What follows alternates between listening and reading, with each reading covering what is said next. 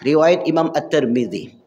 An Abi Qatadah qala qala Rasulullah sallallahu alaihi wasallam, Rasul bersabda, "Idza waliya ahadukum akhahu," apabila seseorang pengurus jenazah saudaranya hendaklah memperbagus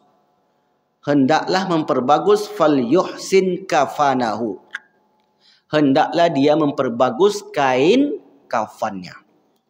Maksudnya kalau ada di antara kita nanti yang meninggal, maka berikanlah kain kafan yang terbaik, yang baru.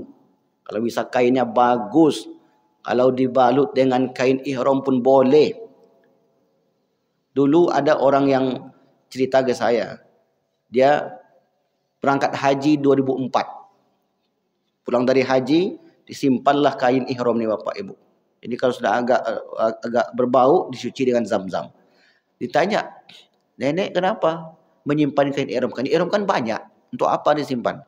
Dan mengapa pula dicuci dengan zam-zam?" Kata guru saya dulu, kata dia. Dia tak tahu dalil Bapak Ibu, tapi dia ikut saja kata tuan gurunya. Katanya, kalau kita berpakaian terbaik ketika akan meninggal, saat kita di barzah, kita akan berbangga-banggaan dengan kain yang kita pakai. Dia tak tahu dalil, betul atau tidak ya. Tapi itulah yang dia lakukan. Nah, setelah dia sampaikan hal itu kepada saya jelaskanlah dalam Al-Quran ataupun dalam hadis bahwasanya kita dianjurkan untuk memperbagus kain kafan karena mereka di sana berbangga-banggaan satu dengan yang lain dengan kain kafannya tadi.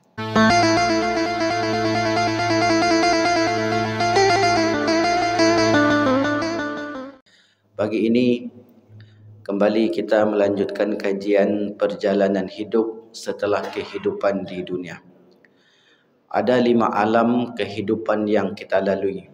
Yang pertama, alam arwah. Yang kedua, alam rahim. Yang ketiga, alam dunia. Yang keempat, alam barzakh. Dan yang kelima, alam akhirat. Pembahasan kita berada pada alam barzakh. Di alam barzakh yang sudah kita jelaskan seputar pertanyaan-pertanyaan alam barzakh atau pertanyaan-pertanyaan alam kubur. Lalu kita juga menjelaskan malam pertama di alam kubur. Kemudian kita juga menjelaskan nikmat-nikmat dan azab di alam kubur.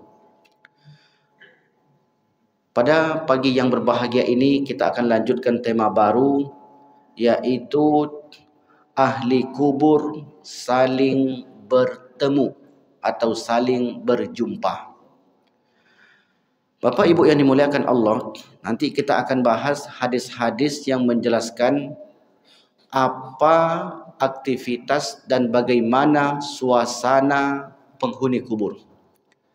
Tentu hal ini bisa kita gali berdasarkan hadis-hadis Rasulullah sallallahu alaihi wasallam. Karena hal itu termasuk ke dalam perkara gaib di mana akal manusia tidak bisa mencernanya tanpa ada dalil dari Al-Quran maupun hadis Nabi sallallahu alaihi wasallam.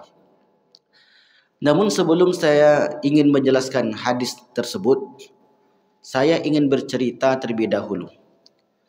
Cerita ini adalah sebuah penelitian yang dilakukan oleh seorang dokter di barat. Nama dokter ini Raymond Moody. Bapak Raymond Moody ini seorang dokter yang banyak menangani pasien. Terkadang selamat, terkadang tidak. Selain berprofesi sebagai seorang dokter, Pak Moody ini juga berprofesi sebagai dosen. Maka suatu ketika Pak Moody ini ngajar di kampus tentang pengalaman-pengalaman yang dia lalui selama menjadi dokter. Di sela-sela pengajaran yang disampaikan, salah seorang mahasiswanya bertanya, "Pak Moody, ketika seseorang sudah mati, apa yang mereka rasakan, kemana mereka, dan bagaimana keadaan mereka. Mendengar pertanyaan ini Bapak Ibu, Pak Mode tadi terperanjak kaget karena tak menyangka pertanyaannya sejauh itu. Tapi seorang ilmuwan tidak menyerah dan mengatakan itu saya tak tahu. Karena yang Anda tanyakan perkara gaib, akal manusia tak sampai. Enggan sekali untuk mengatakan hal demikian. Tetapi dia katakan, pertanyaan ini akan saya jawab nanti. Sekarang saya tidak tahu, maka saya akan tunda beberapa saat, saya akan berikan jawabannya. Lalu kemudian Pak Mode itu melakukan sebuah penelitian, menanyai orang-orang yang pernah mati. Jadi hebat Pak. Kira-kira masuk akal nggak ya? Yang ditanyanya bukan orang yang setengah mati, orang yang pernah mati, bukan yang sudah mati ya. Beda, orang yang pernah mati dan orang yang sudah mati itu beda. Kalau pernah mati berarti hidup lagi. Ya Bu ya. Kemudian Pak Mode ini melayangkan surat ke rumah sakit di Eropa sana. Dia menanyai, mencari informasi siapa saja orang-orang yang pernah mati dan hidup lagi. Bisa? Serius, bisa atau tidak? Bisa. Orang yang pernah mati ditanyain, diwawancara. Jadi dapat informasi di rumah sakit A, tanya, Bapak pernah mati? Ya, berapa jam? 3 jam. Kemudian ditanya, apa yang Pak rasakan? Bapak pernah mati? Pernah, 5 jam. Apa pengalaman Bapak? Ibu pernah mati? Belum. Bapak pernah mati? Tadi malam kita mati, Pak. Tidur itu disebut mati. Makanya ketika kita bangun tidur, doa kita, Alhamdulillahilladzi ahyana ba'dama amatana wa ilaihin nusur. Segala puji bagi Allah yang telah menghidupkan kami setelah mematikan kami. Maka mati ini dalam Islam disebut dengan mati kecil. Jadi orang yang tidur, orang yang pingsan, mati suri, koma disebut mati kecil. Maka oleh karena itu mati kecil cukup di rumah saja ya Pak ya. Jangan bawa ke masjid. Itu Bapak atau dah sampai ke masjid.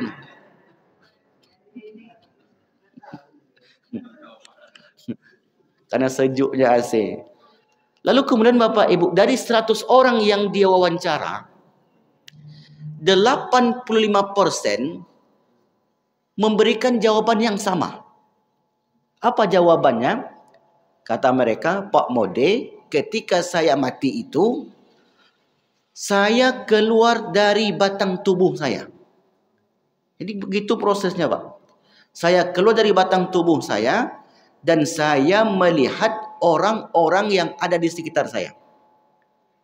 Jadi penjelasan dia, ketika saya mati, saya keluar, rohnya maksudnya, lalu kemudian saya melihat ayah, emak, suami, istri, kawan, mereka menangis-nangis dan saya larang, jangan nangis. Tapi tak bisa dengar. Mereka dibawa terus, ini orang dibawa kemudian ke sebuah lorong yang gelap, tak bisa melihat apa-apa. Ini pengalaman dia. Maka nanti kita sinkronkan dengan Al-Quran hadis. Ada tidak Al-Qurannya atau hadisnya tentang penelitian ini?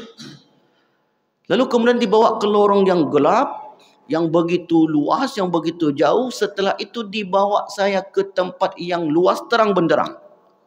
Terang sekali. Lalu kemudian di situ saya bertemu satu dengan yang lain. Rupanya kita bertemu lagi Bapak Ibu. Dengan kawan-kawan kita. Setelah itu saya dibawa ke sebuah pintu. Saya ingin masuk ke sana. Kata penjaganya, waktunya belum. Sejak saat itulah aku kemudian kembali lagi ke tubuh saya. Dan hidup lagi Pak Mode. Berapa orang yang ditanya yang jawabannya sama? 86 orang dari 100 orang yang dia tanya. Yang selebihnya itu jawabannya agak lain tapi mirip. Yang mirip betul keluar dari tubuh, dibawa ke lorong hitam, ke ruangan yang luas, kemudian di situ ramai orang, ada yang sudah masuk, ada yang belum, saya ingin masuk, saya dilarang. Penelitian ini Bapak Ibu dibukukan oleh beliau. Bukunya yang berjudul Life After Life. Apa Prof namanya Prof? Life After Life. Ini bagus diterjemahkan. Jadi di antara judul subbab-subbabnya itu, apa kata Pak Mode tadi? Yang di antaranya adalah out of the body. Out of the body. Out, keluar dari tubuh. Ini yang pertama pengalamannya Pak. The Dark Tunnel. Ini yang dalam bukunya saya bacakan. Nah, yang berkaitan dengan tema kita, meeting others. Meeting others. Meeting itu artinya kan bertemu. Order satu dengan yang lain. Berarti menurut pengalaman dia ini, orang yang pernah mati tadi, dia bertemu ketika di dalam keadaan koma tadi. Nah, di antaranya lagi adalah the beam of light. Cahaya yang terang sekali. The review. Review itu artinya ketika orang itu mengalami mati, maka ditampakkanlah oleh Allah perjalanan hidupnya yang di dunia dalam waktu sekejap. Jadi nanti kalau kita mati Pak, kita akan ditayang perjalanan hidup kita dari kecil dahulu sampai hari mati itu. Dan itu dilihat dengan sekejap. Bisakah demikian? Bisa Bapak Ibu. Merenung saja agak sebentar, ingat masa lalu kita tuh. Itu terbayang semua tuh. Ini dalam buku itu. Kemudian coming back. Dan setelah itu dia kembali lagi ke dunia. Kemudian telling others. Rupanya mereka tuh sering bercerita di sana. Nah, ini yang dilakukan penelitian oleh Pak Raymond Moody tadi. Bapak Ibu yang dimuliakan Allah SWT, ada di antara subbabnya itu adalah new view of death. New itu baru, view pemandangan kematian. Nah, kalau di dalam hadis itu disebutkan idza mata minkum ahadun, apabila salah seorang di antara kalian akan mati, uridu alaihi maq'aduhu, ditampakkan kepadanya keberadaannya di barzah. Ini hadis menyebutkan begitu.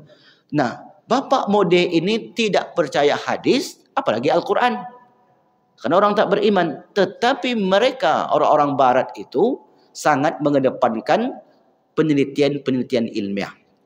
Saya pernah dengar sebuah penjelasan, apabila suatu penjelasan yang tidak ilmiah.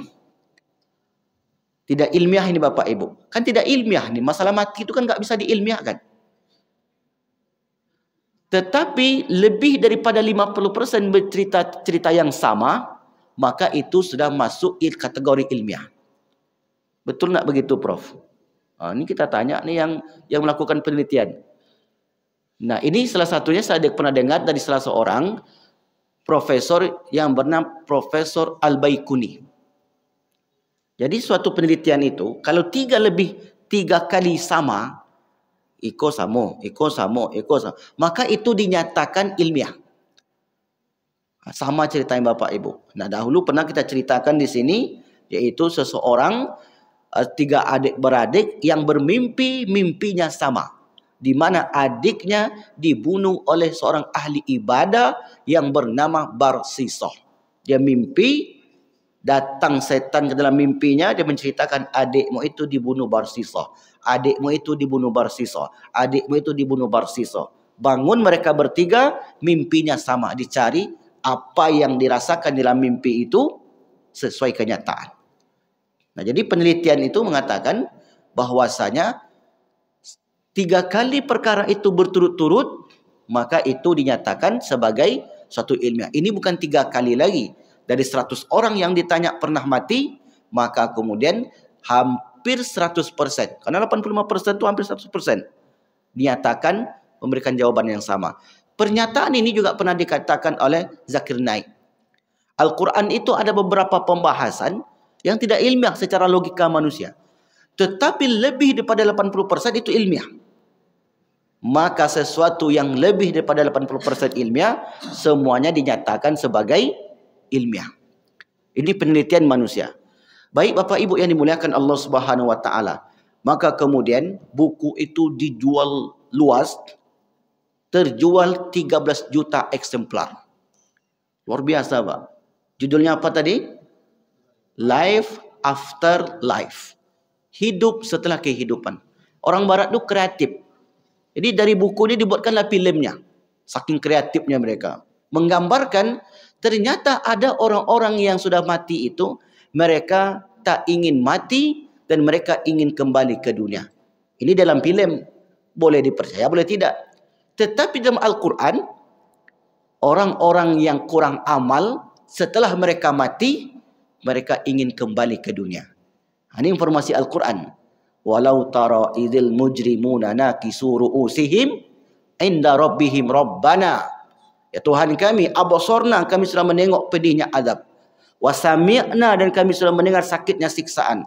Farji'na, kembalikan kami ke dunia. Ini ungkapan Al-Quran.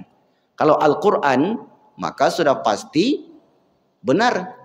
Tapi kalau penelitian manusia, apalagi film tadi, bisa jadi salah. Karena itu manusia. Bisa jadi dibuat-buat ingin melariskan dagangan mereka.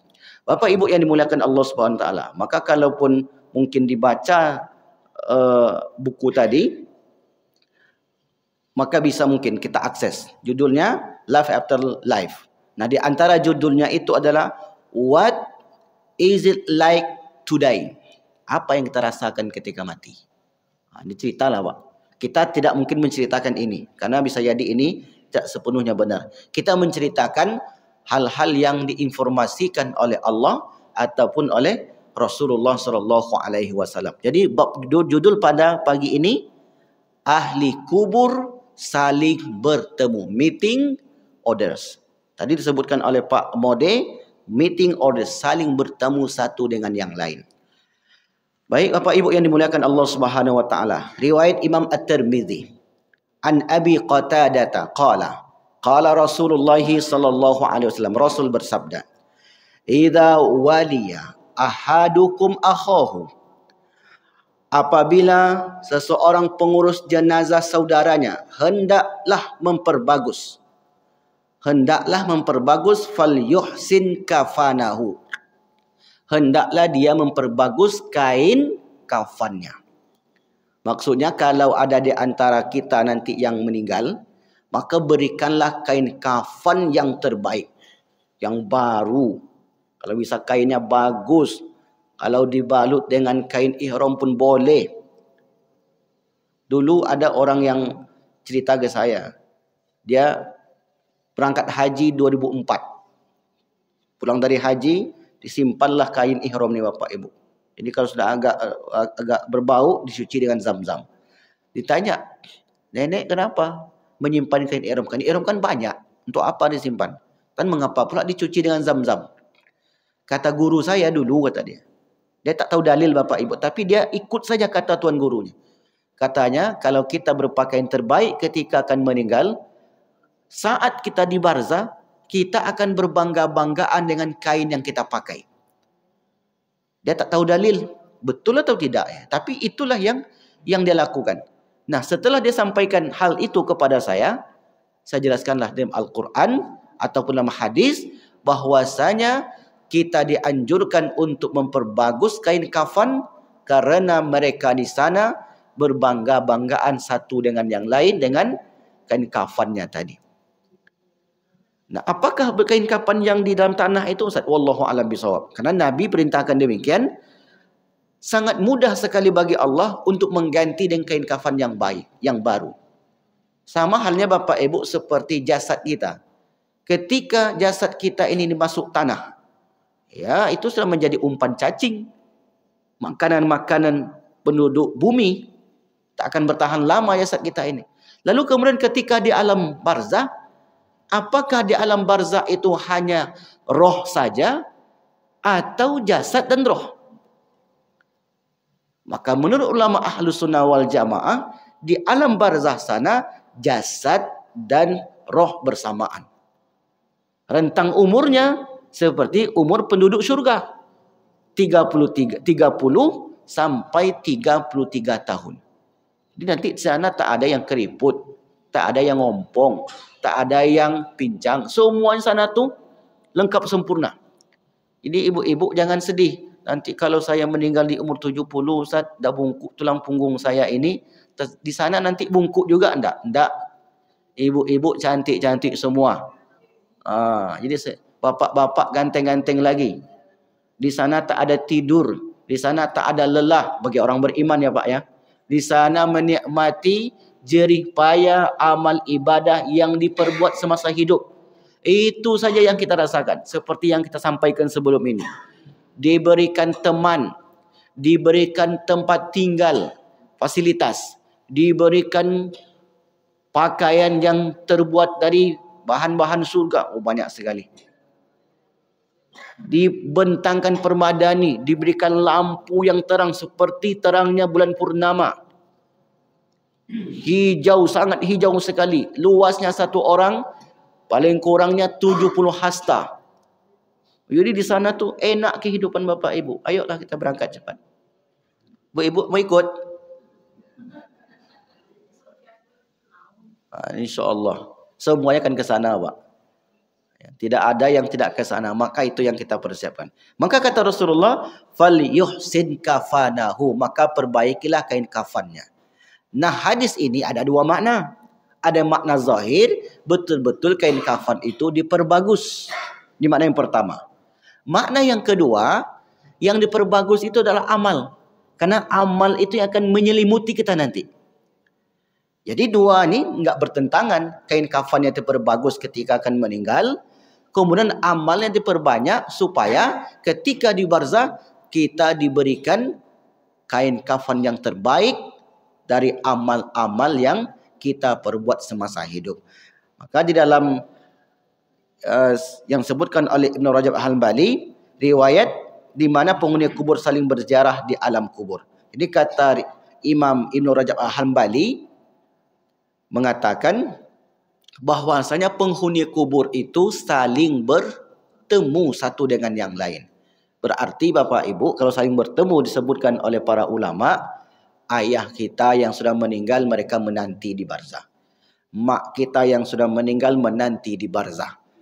Cucu, anak, menantu, suami, istri yang sudah meninggal mereka masih di barzah semuanya Pak. Jadi belum lagi mereka itu ke akhirat. Maka kata Ibn Rajab Al-Hanbali dalam kitab Ahwalul Kubur, Ahlina ilan nusyur. Kata beliau, riwayat ini menunjukkan bahwasanya penghuni kubur itu saling bertemu satu dengan yang lain. Kalau bahasa kitanya saling berkunjung, saling berziarah. Dalam riwayat yang lain, Imam Suyuti menukil dalam kitab Syarhus Sudur, menukil riwayat dari Al-Harits bin Usamah berkata an Jabir, dari Jabir anin Nabi sallallahu alaihi wasallam, dari Nabi sallallahu alaihi wasallam, hassinu akfana mautakum.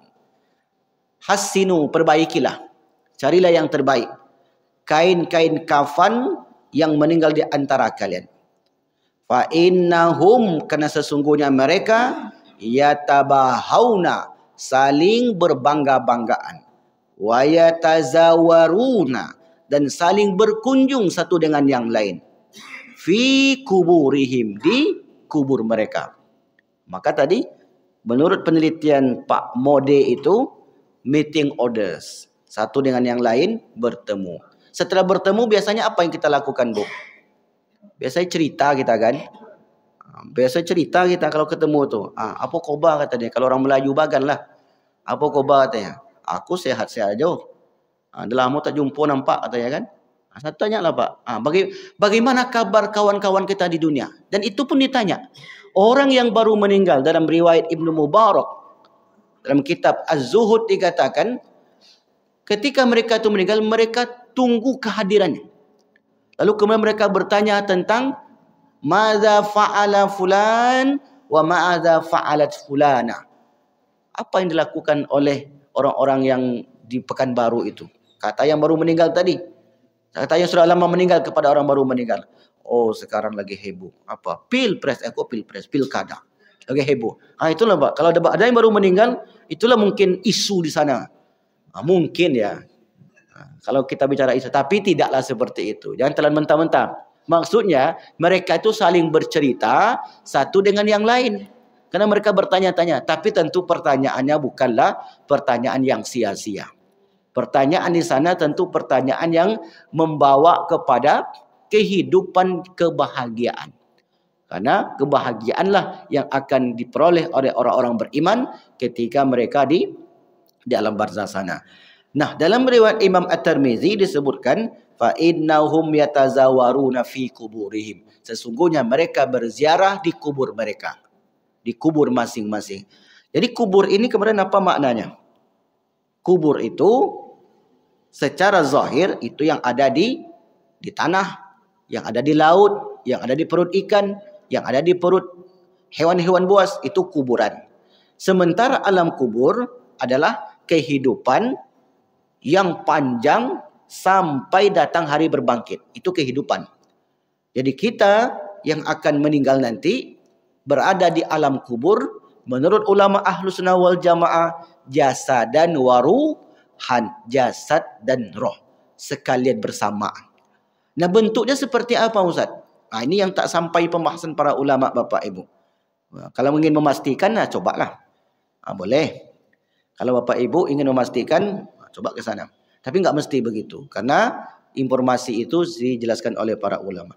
Lalu kemudian dalam riwayat Muslim, ini yang paling sahih. Wa qala an-nabiy sallallahu alaihi wasallam, Nabi bersabda, "Idza kaffana ahadukum akhahu." Apabila salah seorang di antara kalian mengkafani saudaranya yang sudah meninggal, falyuhsin kafanahu, maka perbaikilah kain kafannya. Jadi banyak riwayat yang menceritakan tentang pentingnya bagi kita yang hidup untuk memberikan yang terbaik kepada si mayit tadi. Meskipun secara logika kita, itu kan nanti akan lapuk juga Ustaz. Ngapain juga bagus-bagus. Itu kan nanti akan dimakan cacing tanah juga Ustaz. Ngapain lagi dipotong kumisnya bapak tu? Ngapain lagi dirapikan jenggotnya? Nanti kan habis juga tu Ustaz. Kenapa lagi dipotong kukunya? Ini sebenarnya Bapak Ibu masuk ke dalam kategori adab terhadap mayit. Adab terhadap mayit ini kita perbaiki. Kalau Bapak Ibu mau ceburkan macam ayam potong, boleh juga. Ikat kakinya masuk sumur. Kan mandi cukup begitu. Tapi mengapa kita bersihkan matanya, kita bersihkan kumisnya, kita bersihkan daki-dakinya. Sementara dia akan masuk ke tanah yang mungkin di situ berair kuburnya, mungkin berlumpur. Maka kenapa itu dilakukan? Tujuannya adalah menghormati si mayit. Kita hormati dia. Kita hantar kepada pemakaman bersifat zahir, lalu kemudian kita kuatkan dengan doa. Nah, setelah ini pembahasannya harapan penghuni kubur. Harapan penghuni kubur. Terakhir kita bacakan riwayat dari Abdul Razak dalam kitab Al-Musannaf. An Ibn Sirin qala, kana yuqalu man waliya akhahu falyuhsin kafanahu. Siapa yang mengurus jenazah saudaranya, maka perbaikilah kain kafannya. Wa innahu balagani, kan telah sampai kepadaku, annahum yatazawaruna, sesungguhnya mereka berziarah fi akfanihim, dengan menggunakan kain kafan mereka. Nah, ada sebuah cerita Bapak Ibu yang ditulis oleh Imam Ibnu Qayyim Al-Jauziyah dalam kitab yang berjudul Roh. Ini pendapat dari para ulama.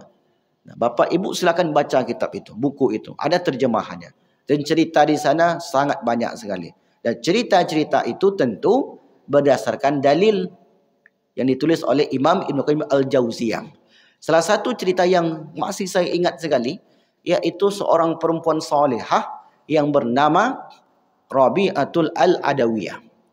Rabi'atul Al-Adawiyah lebih cepat dipanggil oleh Allah dibanding kawan-kawannya. Meninggal di usia yang begitu muda. Lalu kemudian di dalam mimpinya Rabi'ah bertemu dengan kawan-kawannya yang masih hidup. Dalam mimpi, bukan di dunia nyata. Lalu kemudian ketika dia bertemu, ditampakkanlah bahwasanya Rabi'ah itu memakai pakaian yang terbaik, diberikan tempat-tempat yang terbaik, diberikan perhiasan-perhiasan yang terbaik. Lalu kemudian bertanya kawannya ni, ya Rabi'ah, apa yang kau pakai ini? Semasa hidup tak pernah kau pakai semacam ini. Kata Rabi'ah, ini adalah amalanku yang ini adalah amalannya ini adalah yang aku dapatkan ketika aku di dunia dahulu. Semua apa yang kita perbuat di dunia ini berupa amal-amal baik, maka dia akan menjadi kebahagiaan bagi kita. Sebaliknya juga begitu. Semua amal-amal buruk yang kita lakukan di dunia, maka kelak di barzah akan menjadi penyulit bagi kita dan akan menyusahkan kita di kehidupan yang panjang itu. Maka dua-dua itu terpulang kepada masing-masing orang ketika hidup di dunia. Makanya di dunia ini Allah bentangkan dua jalan. Fa'alhamaha fujuraha wa taqwaha. Kami ilhamkan kepada jiwa itu jalan kebaikan, jalan keburukan, dan jalan kebaikan. Fujur dan takwa. Dua-duanya ini siapa yang menentukan? Jalan baik, jalan buruk siapa yang menentukan? Kita sendiri. Kita ke masjid, kita menentukan. Tak dipaksa orang. Tak ke masjid juga enggak apa-apa. Kita baca Quran, kita menentukan. Tak baca Quran, enggak apa-apa. Kita mencuri, kita menentukan. Kita berbuat baik, kita menentukan semua. Tetapi di situ Allah utus para nabi dan rasul, turunkan kitab-kitabnya dengan tujuan manusia tidak bisa membantah. Maka di sana nanti enggak bisa membantah. Enggak pernah saya buat begitu ya Allah. Aku nampak ada jepretan kamera LTE-nya katanya. Nampak Pak? Pagi itu CCTV-nya. Giganya unlimited Pak. Kalau CCTV kita ni giganya palingan 2 tahun 3 tahun penuh dibuang yang lama. Kalau CCTV-nya malaikat itu selama dunia ini terbentang unlimited. Maka nanti di akhirat, pembahasan kita di akhirat alam yang kelima, nanti itu di sana ada namanya aurat. Aurat itu adalah penampakan semua amal-amal. Yauma tubala as-sarair. Seluruh amal yang bersifat rahasia itu ditengokkan secara terperinci. Jam sekian bersama si fulan, ini yang dilakukan, menandatangani. Buat IKN ini contoh aja Bapak Ibu terakhir ni. Semua itu tercatat rapi. Begitulah cara kerjanya para malaikat, ma yalfizu min qaulin illa ladaihi raqibun atid. Jadi tidaklah apa yang diucapkan seseorang kecuali dicatat oleh raqib dan atid. Maka dalam pembahasan di akhirat, waktu, kemudian tempat-tempat yang kita lalui, semua itu akan menjadi saksi untuk kita. Tak satu pun yang tidak dihidupkan kecuali didatangkan oleh Allah sebagai saksi atas diri kita sendiri. Baik Bapak Ibu yang dimuliakan Allah Subhanahu wa taala. Dari Abdullah ibni Amr ibn As, qala Nabi sallallahu alaihi wasallam, inna arwahal mu'minin, sesungguhnya roh-roh orang beriman, la taltaqiyani, bertemu satu dengan yang lain, ala masirati yaumin walailatin, selama perjalanan sehari semalam. Wa ma arwahidun minhuma sahibahu, salah satu dari keluarganya melihat temannya yang lain. Berarti penelitian yang dilakukan Pak Mode tadi tidak bertentangan dengan hadis-hadis yang kita baca. Meskipun mereka tak percaya yang begitu tu Bapak Ibu, tapi berdasarkan penelitian tadi, begitulah kenyataannya. Kita akan dipertemukan, kita akan bercerita, dan ada orang-orang yang ingin kembali ke dunia karena mereka kurangnya bekal, tak cukup amal-amal yang diperbuat semasa hidup di dunia ini. Wallahu a'lam bishawab. Baik, berikutnya, tema berikutnya adalah harapan penghuni kubur. Nah, setelah seseorang itu meninggal, berada di barzah yang mendapatkan kenikmatan, hidup dalam kenikmatan, yang mendapatkan azab, hidup dalam kesempitan dan kesulitan, maka yang diharapkan penghuni kubur doa, sedekah, istighfar, dan bacaan Al-Quran. Saya akan bacakan teks hadisnya. Al-mayyitu fil qabri, seorang mayit yang berada di alam kubur, illa kal gharikil mutagawwis, seperti seseorang yang tenggelam meminta tolong. Jadi kita kalau sudah meninggal nanti, diumpamakan oleh Nabi seperti orang yang tenggelam. Apa yang dilakukan oleh orang tenggelam? Meminta tolong. Kepada siapa meminta tolong? Kepada yang di darat. Begitulah gambarannya. Saya meninggal, saya butuh pertolongan yang di dunia. Di samping amal-amal saya yang menolong. Berarti orang yang di dunia ini masih bisa memberikan pertolongan kepada yang sudah meninggal, Ustaz. Bukan tak pasti lagi. Bukan mungkin lagi, tapi sudah pasti. Berupa doa. Yantaziru da'watan, menunggu doa min abin. Jadi orang itu menunggu doa dari ayahnya. Sebentar saya ambilkan hadisnya. Menunggu doa dari sang ayah. Min abin. Berarti yang meninggal di sini adalah anaknya. Au umin, dari ibunya. Berarti di sini yang meninggal adalah anaknya juga. Au akhin, atau saudara. Saudara perempuan, saudara laki-laki, abang, adik, kakak, doa-doa mereka sangat dinanti-nanti oleh penghuni kubur. Au sodikin, atau doa teman-temannya. Dahulu ada jemaah kita yang lebih dahulu berangkat, Bapak Ibu. Lalu Bapak Ibu datang ke rumahnya bertakziah. Takziah itu artinya menghibur. Azza yu'azzi takziah. Kita hibur ahli keluarganya yang dapat kemalangan supaya mereka tidak sedih. Di samping itu kita berdoa. Doa kawan sebutkan dalam hadis tadi. Di dalam Al-Quran tak disebutkan kawan. Sesama kaum muslimin saja disebutkan. Rabbana ighfir lana wa li ikhwanina alladhi. Itu doa siapa tu, Pak? Rabbana ighfir lana, ya Allah ampunilah kami. Wali ikhwanina, dan saudara-saudara kami. Saudara seiman. Berarti teman maksudnya tu. Yang berdoa ini tak sebutkan siapa yang berdoa. Tapi di situ disebutkan jamak umum.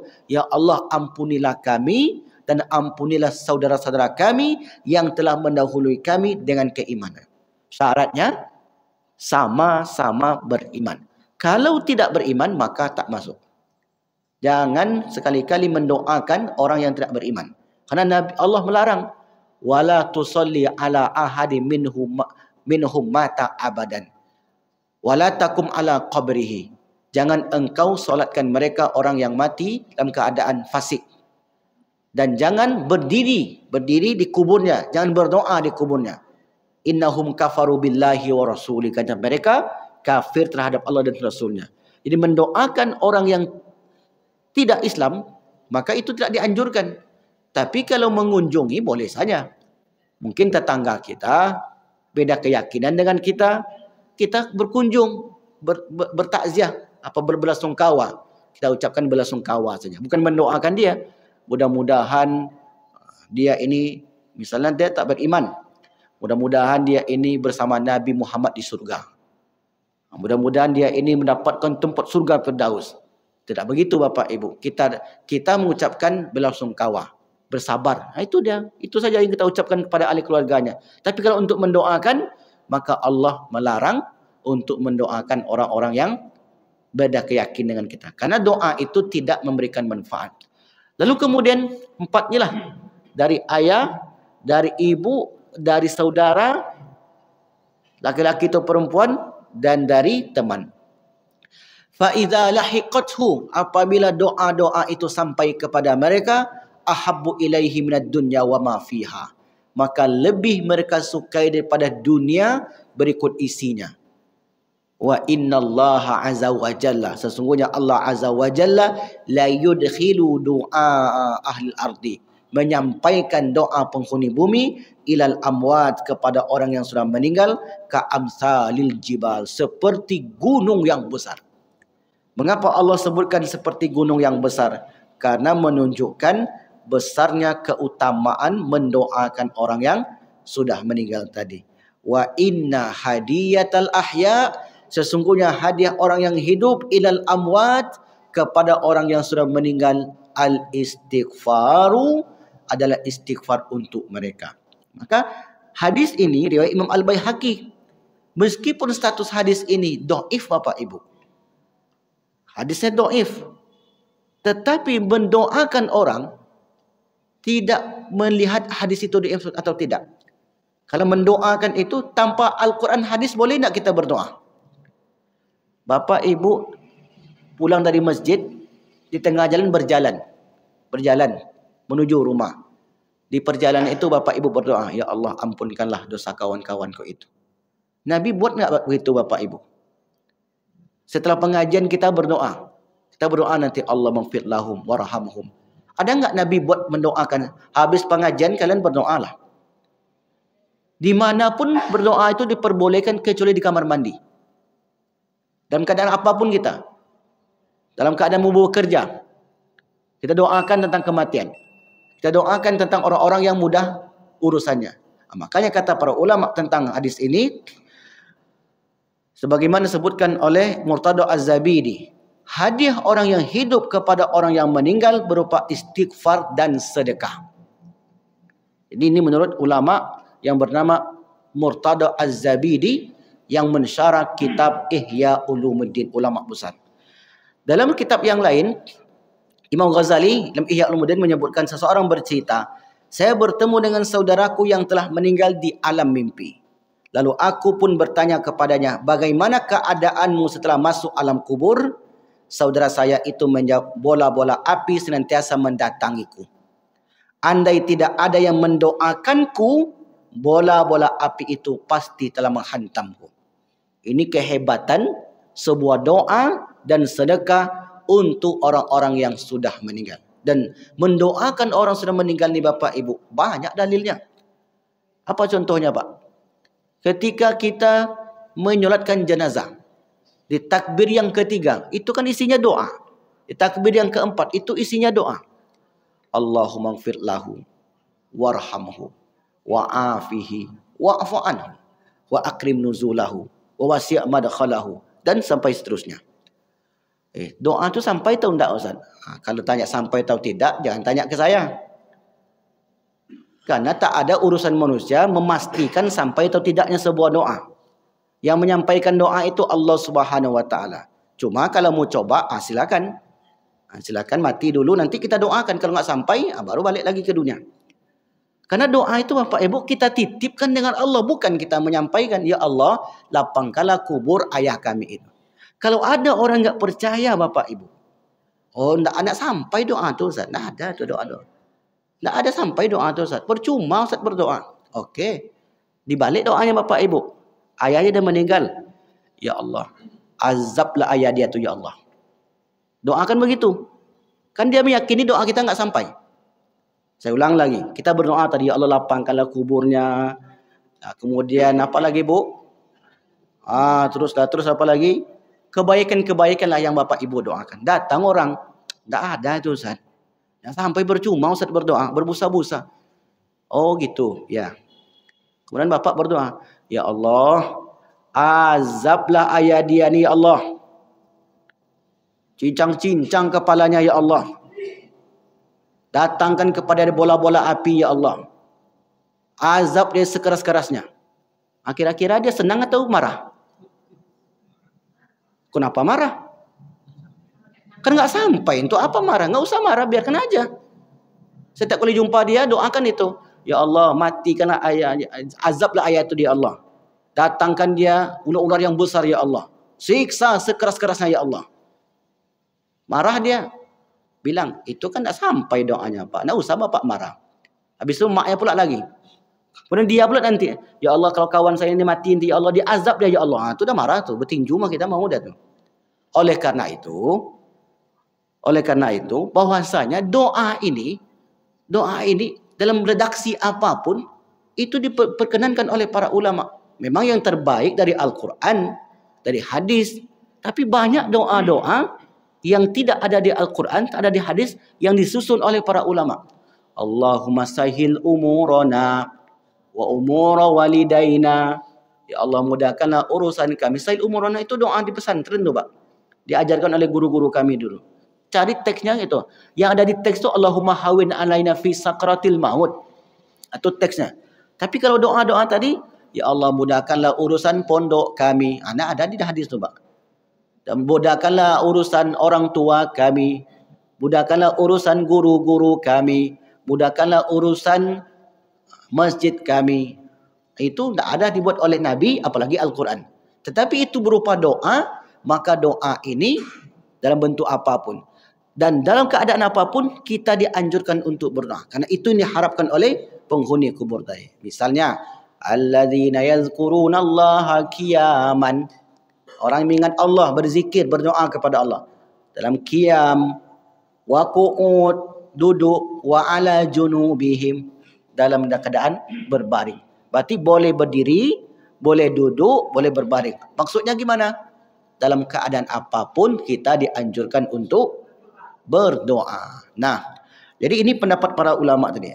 Ada satu lagi pendapat Imam Abdul Hasan Al-Hakkari, di mana dikatakan an Anas bin Malik, dari Anas bin Malik, innaka, sesungguhnya engkau, latas dukung an maitika, bersedekah untuk orang yang sudah meninggal, bi sadaqatin, dengan sebuah sedekah, faji'u biha malakun minal malaika, maka di barzah sana datanglah para malaikat kepada mereka, fi atbakin min nurin fayakifu ala ra'sil qabri, dan kemudian dia tegak di bagian kepala kubur, fayunadi, lalu menyeru, para malaikat ini menyeru, ya sahibal qabril gharib, wahai penghuni kubur yang tak saya kenal, gharib yang aneh, yang tak dikenal, inna ahlaka, sesungguhnya ahli keluargamu di dunia, qad ahduka hadhil hadiyah, sungguh telah memberikan hadiah ini kepadamu. Fa aqbalha, maka terimalah hadiah itu. Fayudkhiluha fi qabrihi, dimasukkanlah ke alam kuburnya. Setelah itu fayaqul, mereka yang di alam barzah berkata, jazallahu ahli anni khairan, semoga Allah memberi balasan terhadap keluargaku karena telah berbuat baik kepadaku. Jadi orang-orang yang di barzah yang diberikan hadiah, doa, sedekah dan seterusnya, mereka mengatakan, berilah balasan pahala kepada keluargaku yang di dunia.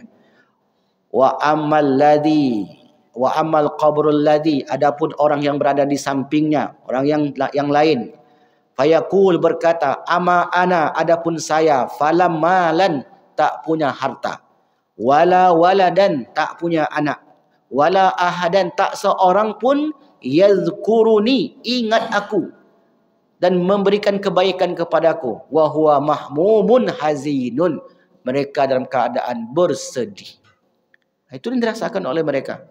Begitulah suasana di alam kubur sana. Jadi mereka-mereka yang mendapatkan doa-doa, sedekah-sedekah dari ahli keluarganya, kata Rasulullah, kata dalam riwayat ini, wallazi tasaddaqa anhu fariha bil hadiyah, adapun orang yang sedekah itu, maka dia merasakan gembira dengan hadiah itu. Ini penjelasan para ulama tadi Bapak Ibu, dari hadis-hadis yang kita kutip di awal. Nah, terakhir kata Imam Al-Qurtubi dalam kitab At-Tadhkirah, saya berpendapat bahwa pokok dari bab ini adalah sedekah tidak ada yang ikhtilaf di dalamnya, sebagaimana sampai kepada mayit pahalanya. Maka demikian juga sampai pahala bacaan Al-Quran pada mayit. Disebutkan Al-Quran. Kemudian serta istighfar yang kedua. Itu semua berupa sedekah. Maka sedekah itu tidak hanya dikhususkan dengan harta. Sedekah tidak hanya dikhususkan dengan harta. Apa contohnya? Misal Bapak Ibu ikut membangun masjid, tapi tidak dengan uang, dengan tenaga. Itu sedekah juga namanya Pak, sedekah tenaga. Ada orang yang tak mampu dengan uang, tak mampu dengan tenaga, tapi dia punya ide buat program begini. Maka itu juga termasuk sedekah bagi dia. Jadi sedekah tidak hanya dikhususkan kepada harta benda saja. Setiap orang bersedekah sesuai kemampuannya. Wallahu a'lam bishawab. Maka inilah mungkin pembahasan kita di pagi yang berbahagia ini. Jadi dua tema inti. Yang pertama, ahli kubur saling berkunjung satu dengan yang lain, saling bercerita. Yang kedua, penghuni kubur mereka sangat mengharapkan doa-doa sedekah dari ahli keluarga mereka yang di dunia. Wallahu a'lam bishawab. Baik Bapak Ibu, ada yang bertanya silakan. Silakan Pak. Baik.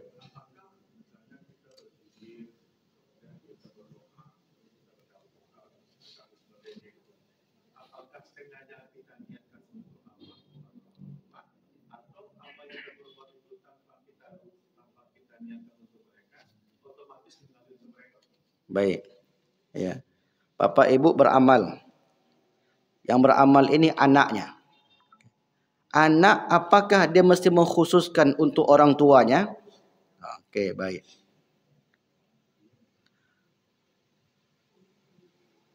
Nah, seorang anak yang berbuat baik, sedekah, berzikir, baca Al-Quran, secara otomatis orang tuanya dapat. Ini anak. Kalau anak ya, orang tuanya dapat. Mengapa? Penjelasan para ulama, karena anak itu bagian daripada orang tua.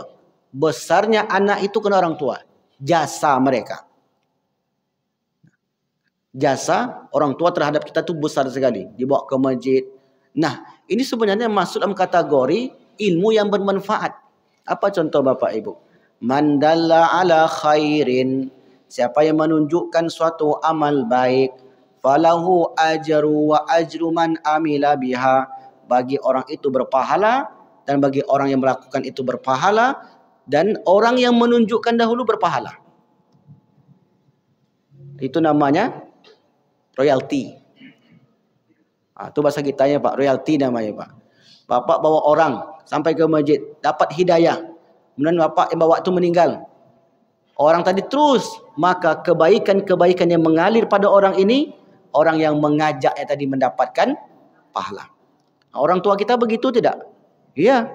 Mengajarkan ini, mengajarkan itu, sampai anak itu pandai. Dia amalkannya amal baik itu, maka orang tua dapat. Tapi kalau anak itu melakukan amal buruk, orang tua tak dapat lagi Pak. Mengapa? Karena sudah diberitahu. Sudah diberitahu, tak juga ikut. Maka orang tua berlepas tangan. Maka nanti di akhirat ketika di sebuah jembatan, ujung jembatan Siratul Mustaqim, ada orang tua yang ingin masuk surga, tapi terkendala, terhalang karena anaknya di neraka. Anaknya yang di neraka ini tidak diberi pendidikan, dibiarkan semasa hidup. Maka orang tua itu bersalah. Kenapa? Karena anak itu, kata Imam Al-Ghazali, as-sabiyyu amanatun an walidayh. Jadi anak itu adalah amanah bagi orang tuanya. Ini ungkapannya begitu Bapak Ibu. Kata Imam Al-Ghazali, biar saya bacakan. Was-sabiyyu amanatun inda walidayh. Anak itu adalah amanah bagi orang tua. Wa qalbuhu tahirun jauharatun nafisatun. Hati anak itu masih bersih, masih baik dan seterusnya. Fa in awwadal khaira, jika dia melakukan amal baik, wa amila nasya'abihi, dan mengamalkannya dan tumbuh, wa sa'ada fid dunya wal akhirah, maka dia akan berbahagia dunia dan akhirat. Tapi sebaliknya, melakukan buruk, maka orang tua tidak lagi mendapatkan, sebab tanggung jawab sudah dilakukan, kecuali tidak. Jadi begitu. Kalau anak yang melakukan, orang tua otomatis dah dapat tadi. Tapi kami ingin sebut juga namanya Ustaz. Tidak masalah. Lebih bagus lagi. Kami khususkan lagi untuk orang tua kami Ustaz. Lebih bagus lagi. Kalau untuk yang lain, seperti kawan tadi, seperti kakak tadi, seperti suami misalnya atau istri, maka ini disebutkanlah namanya. Jelas Pak? Wallahu a'lam bishawab. Ada, silakan Ibu. Waalaikumsalam.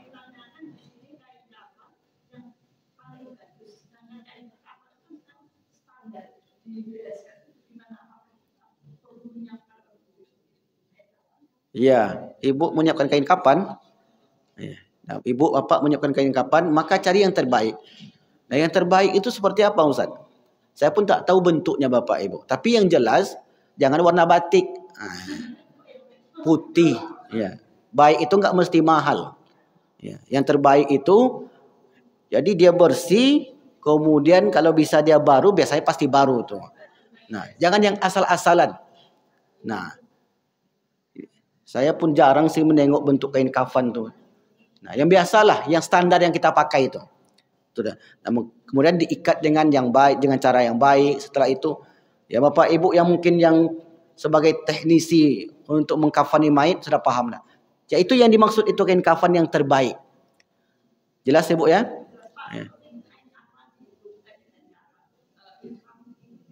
Okey, baik. Kemudian setelah kain kafan tadi, kami mau lapis lagi dengan kain ihram, Ustaz. Boleh atau tidak? Boleh.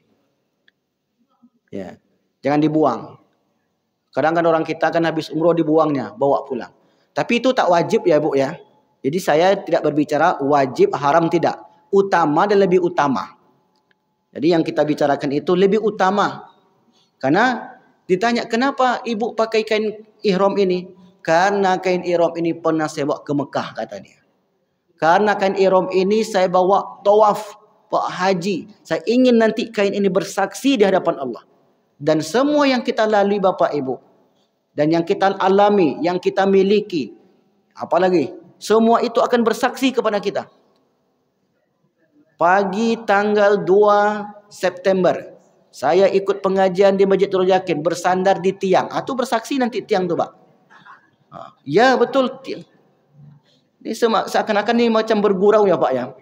Tapi ada pembahasan kita nanti khusus, bahwasanya semua akan didatangkan kepada kita. Sebelum dihisap, Bu, sebelum diperiksa, semua itu didatangkan sebagai saksi. Kan sudah hancur, Ustaz. Perkara hancur itu mudah bagi Allah tuh. Kecil bagi dia.